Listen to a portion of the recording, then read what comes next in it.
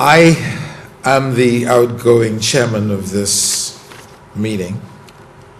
and I want to pledge my support totally to the efforts of CRFM. And while we as individual countries and or states face similar issues and challenges, I am more convinced now than ever before that the wisdom of our collective approach to the problems which we face and the issues which we seek to resolve have never been more important. I believe that if I told you that the Ministerial Council has a critical role to play in shaping the direction of this organization as a whole, not just in terms of decision making, as we commonly refer to this group, but to ensure that our various countries' directorate are fully aware of the importance of this organization, and we do as ministers all that we can to be steadfast advocates as we seek to strengthen the organization and the processes which would lead to successes in our various countries' efforts. The Bahamas fully supports the regional effort to combat illegal and unregulated fishing, and bilateral contacts between the Bahamas and the Dominican Republic has begun. And I say the Dominican Republic simply because they are the fishermen that do most of the illegal fishing in the Bahamas. And so the Bahamas government made a direct effort to speak with the government of the Dominican Republic. We went as far as the office of the president. And in February of this year, we were able to get the president and the government of the Dominican Republic to agree to get involved in the stamping out, hopefully, the elimination, maybe a better word, of illegal fishing in the Bahamas by the Dominican nationals. Hence, the two defense forces, that is of the Bahamas and the Dominican Republic, have come together to fight this scourge on our resources. And I can tell you since then, it seems to me, and maybe my director would have a different view, that we have had less sightings, fewer arrests, and I believe the only way forward is success. Finally, ladies and gentlemen, let me just say that we as a region are also fighting with the effect of the lionfish invasion, and I do not know what your country's position is on this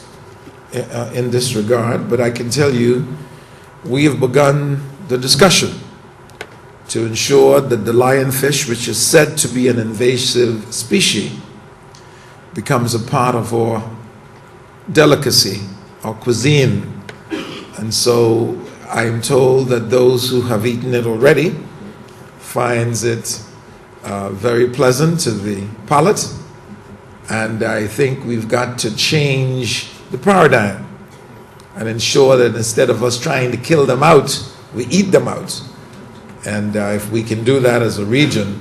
perhaps it might not be such a bad thing after all. The Caribbean Regional Fisheries Mechanism, which is now in its 10th year, has made significant contributions to fisheries development across the region in areas such as the training of fisheries officers, sourcing of funds for many fisheries projects, capacity building and fostering collaborative efforts of these, whether it be fishermen, fisheries managers, or scientists. These efforts are commendable and deserve the highest possible accolade.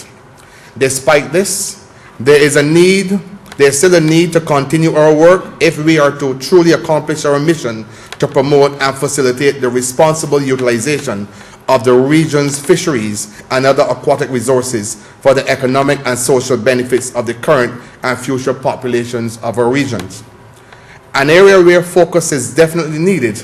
is the implementation of policies and recommendations in a much more timely manner. We have seen tiredness to this end in the implementation of policy decisions from the Ministerial Council. One such policy that readily comes to mind is the Castries Declaration on Illegal, Unreported and Unregulated Fishing and the Caribbean Community Common Fisheries Policy. As a result of these delays, many of the recommendations have not been implemented in as timely a manner that we would have anticipated. Greater focus and effort, therefore, has to be placed on implementation if we are desirous of achieving sustainable development, conservation, and management of our fisheries resources. As we are all aware, agreeing on policy will not bring it to function. Ladies and gentlemen, the consistency of change is indisputable, and implementation will certainly encourage change, even though change may be unsettling to some. We must therefore seriously consider changing our way of thinking and our modus operandi in order to accomplish our objectives. I know that change is often difficult, and I look forward to the challenge of working diligently during my tenure as chairman of the Ministerial Council to address the issues of implementation by exploiting and exploring all possible avenues in an effort to realize the execution of our policies and decisions in a much timelier manner. Ladies and in April of this year, the forum, that is the body comprising the chief fisheries officers and other experts in fisheries from across the Caribbean region, gathered here to discuss the issues and challenges facing the fisheries sector and developed recommendations for consideration by this meeting of the Council, which, as you know, is the decision-making arm of the CRFM. This 7th meeting of the Council will today consider and provide policy direction and guidance on a number of ambitious initiatives to improve governance of the fisheries sector and to ensure that the sector is able to make enhanced contribution to the social and economic development of the region. The issues that will occupy the minds of the Council